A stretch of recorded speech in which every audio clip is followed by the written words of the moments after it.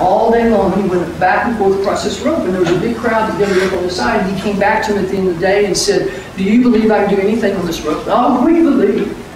Do you believe I can push a wheelbarrow over there and back? And he said, we believe. He said, do you believe I can do it with a person in the wheelbarrow?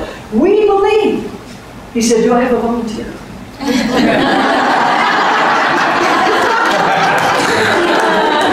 And the point is, there's a difference between believing and believing.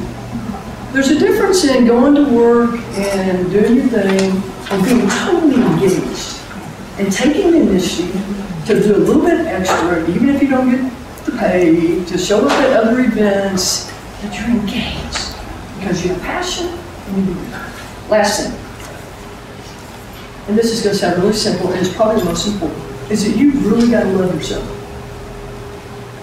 You cannot be a good team member. You cannot help others unless you first love yourself. And I promise you that's coming from a good old Southern Baptist. Okay? And it's in the Bible.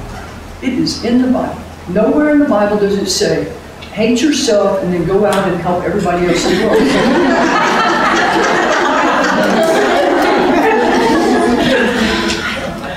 And the reason this is real important is because think of how fun today is. And think of how special you feel. 2 weeks from now, you will probably have worked very, very hard. It's the end of school, stress time hits, and no one may have said one nice word to you all day. So to think that because of who you are and what you've done, you're going to have a celebration every day to tell you how wonderful you are, forget it. So that's where that self-love comes in very important, because if you feel good about yourself, you get in a mode where you're patting yourself on the back. You're boosting yourself up. You cannot depend on others to constantly be the booster. You have to do it because you have confidence. You know who you are, you know what you stand for. Take care of yourself. You know, it's really, but probably from your perspective, you're thinking, and I have been very, very blessed. The number of awards and the recognition and the stuff in the paper and on television, they're getting ready. We think they're going to do a reality show on Fox Southwest about the start of football at UTSA. We're going to be on television all summer long. It's pretty cool. You know, and I would probably, but you know, one of the most difficult things for me is I don't have anybody to talk to. You have us. Thank you. You know, and so I understand sometimes, I understand where you're at. There's some empathy. And never think that, well, I'm here, the person above me gets everything, so, you know, it's not always like that. But you've got to really, really love yourself. In closing, life is not fair.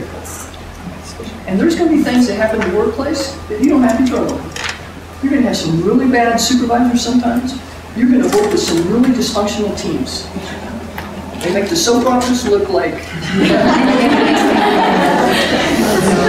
So there are two things that can carry you through this. Number one, remember, and we talked about this once again this morning in First Light. It is okay to have fear, to have worry, to have frustrations, to have anxiety. What is not okay is for it to completely overcome you so that it stops you in your tracks, and or you use it as an excuse.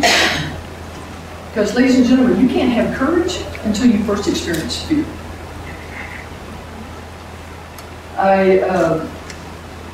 The other thing to remember is that everybody is going to fail. The other thing we all have in common in this room is that we're all going to screw up. Excuse my language. But we are.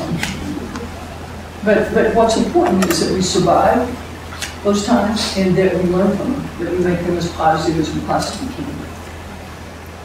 The other point to remember is that nothing can hurt you.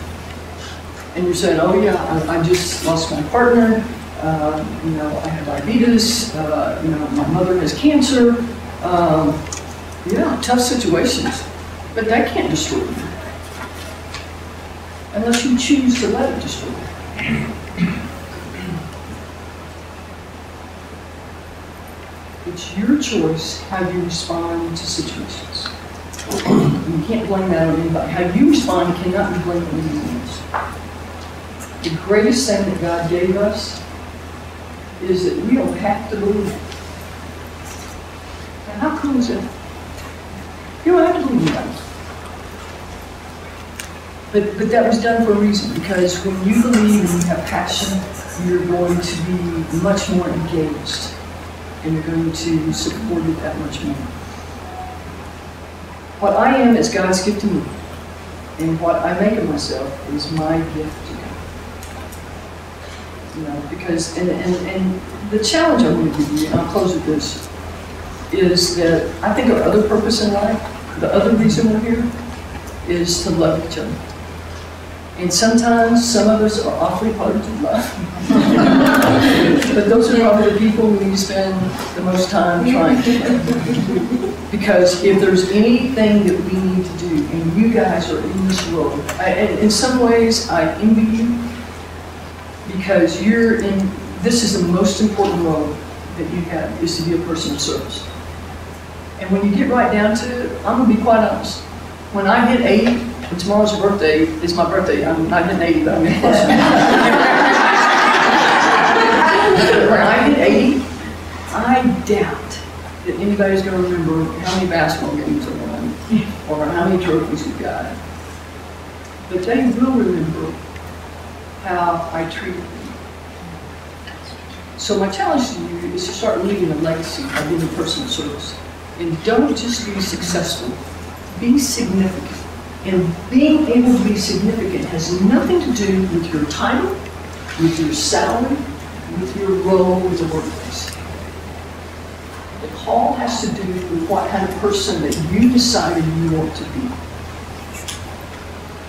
So once again, congratulations, thanks for listening, and go Warriors.